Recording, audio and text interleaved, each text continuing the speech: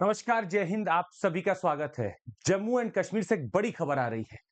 कश्मीरी पंडित को वोटिंग का राइट मिला तो है, पर उनको स्टेशन ही नहीं मिलता पोलिंग करने का।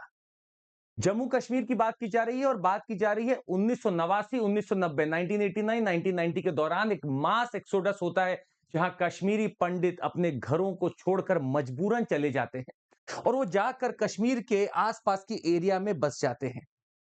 पर वो अपनी प्रॉपर्टी वहीं छोड़ गए थे। उनकी आज भी वोटिंग राइट्स उसी जगह की है, कश्मीर के वादियों की, वहीं के घाटियों की। अब अगर उनको वहां वोट देना है और वो रहते कहीं बाहर हैं, तो किया क्या जाए? मास एक्सोडस तो हो चुका है और लाखों लोग छोड़ के जा चुके हैं, पर उनकी वोटिंग राइट बरकरार रखने के लिए इलेक्शन कमीशन ने पूरी मदद की है। आइए समझते हैं कि माजरा क्या है। एक्सोडस के बावजूद भी आप वोटिंग कर रहे हैं। अगर आप कश्मीर से निकलकर कहीं और चले गए हैं, तो आपके पास एक बहुत बड़ा टूल है जो इलेक्शन कमीशन ने दिया। उस टूल का नाम है फॉर्म एम। फॉर्म एम उन लोगों को भरना होता है जो कश्मीर से छोड़कर कहीं और रहने लगे हैं, और उनको एक फॉर्म भरना होगा असिस्टेंट रिटर्निंग ऑफिसर के नाम, जिसका लगभग ऐसा फ्रेमवर्क होता है। हेड ऑफ द फैमिली को लिखना पड़ता है कि he and along with the family members they are residing in some parts. उनका ये वोटर आईडी नंबर है और उनको वोट देने की पूरी इच्छा है।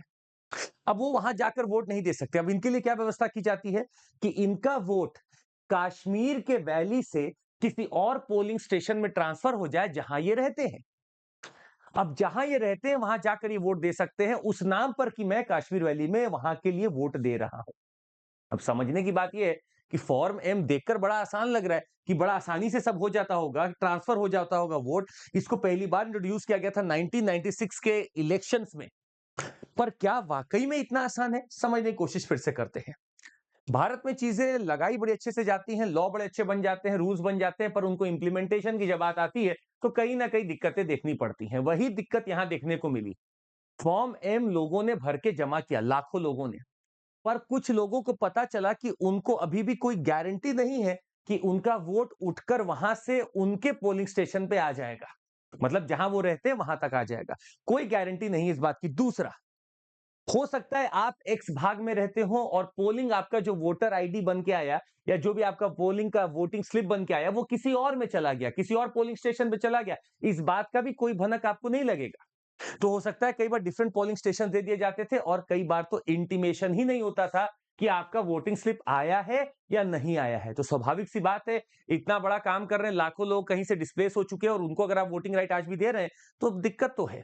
आपसे यहां पे एक सवाल बनता है, राइट टू वोट आखिर राइट कैसी है? क्या ये फंडामेंटल राइट है? क्या ये कॉन्स्टिट्यूशनल राइट है? क्या ये लीगल राइट है? नीचे कमेंट करके बताइएगा। यूपीपीसीएस ने पूछा है 2-3 बार और यूपीएससी भी पूछ चुका है। आई वांट योर आंसर, नीचे कमेंट करके बताइएगा। पर रुकिए, खुशी की बात क्या है? खुशी की बात से पहले आपको एक फैक्ट दे दें कि इतना इजी प्रोसेस था नहीं। इसीलिए देखा गया कि कहीं ना कहीं 2019 के लोकसभा चुनाव में जो वोटिंग की बात आती है, तो लगभग लाख लोग एम फॉर्म भरते हैं और जमा करते रिटर्निंग ऑफिसर के पास, पर उनमें से महज 13,537 लोग ही वोट दे पाते हैं। इसका मतलब है बाकी के जितने बचे थे, जो कि ठीक ठाक नंबर में बच रहे, 16,000 15,000 के आसपास बच रहे, इन्होंने क्या किया होगा? इनके पास या तो वोटिंग स्लिप नहीं पहुंची, या तो इनको पता ही नहीं चला इनका पोलिंग स्टेशन क्या है, या फिर इनके पास कोई भी ऐसा इंटीमेशन आता ही नहीं है। कोई पोलिंग स्टेशन बदल गया होगा।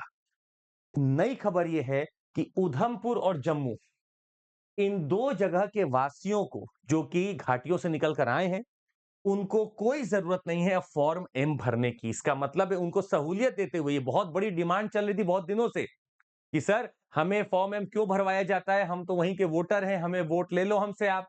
तो फॉर्म एम अब भरने की जरूरत नहीं है दो लोगों को, या दो तरह के लोगों को, जो जम्मू और उधमपुर में रहते हैं, माइग्रेंट हैं और वो घाटियों से निकलकर आए हैं। समझिएगा क्यों नहीं भरना है।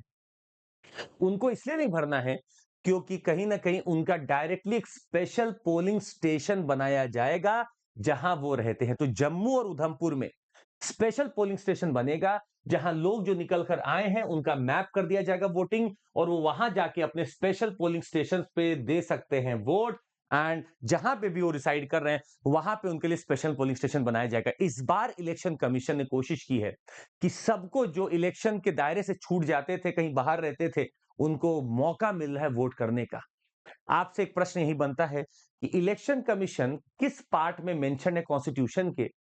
दूसरा, क्या इलेक्शन कमीशन पार्टी को रजिस्टर और डी रजिस्टर दोनों कर सकता है? आप जवाब जरूर दीजिएगा और समझिएगा इस बार इलेक्शन कमीशन बहुत बड़े-बड़े कैंपेन चला रहा है ताकि लोग नए-नए जुड़ें और इस बार जो एडल्ट या यंग का पॉपुलेशन जो एडल्ट बन के इस बार वोट दे रहा है, वो भी ठीक-ठाक नंबर पे है। आखिर इलेक्शन कमीशन इतना उतारू क्यों है? स्वाभाविक सी बात है, डेमोक्रेसी का मतलब ही है चुनाव का एक बहुत बड़ा ये उत्सव है, इसको मनाना चाहिए, इसको देना चाहिए। Let's exercise our voting rights and I think M form ना भरने से इस बार बहुत लोग देने वाले हैं वोट। ऐसी बहुत चीजों को समझने और सुनने के लिए आप जुड़ सकते हैं हमारे साथ हमारे स्पेशल क्लास ऐप या प्लस क्लासेस पे। अनअकैडमी में आपको मिलता है हमारे साथ मेंस का प्रोग्राम, प्रीलिम्स का program, test series, lot of things that you get from us. We have already started our batches from April 13। ये हमारा इंग्लिश और हिंदी को मिलाकर एक बैच है, इंग्लिश माध्यम है। वैसे एक ऑनलाइन क्लासरूम प्रोग्राम है, सीएमसी कोड लगाकर आप यहाँ भी जुड़ सकते हैं। Plus we have got our optionals being launched, इस ऑप्शनल से आप जुड़ सकते हैं और अपनी तैयारी को पूरा कर सकते हैं। जरूर लाइक, सब्सक्राइब और शेयर करिएगा और आपसे जो प्रश्न पूछा उसका जवाब भी दीजिएगा। That would be all. Thank you so much. Take care. जय हिंद एवरीवन।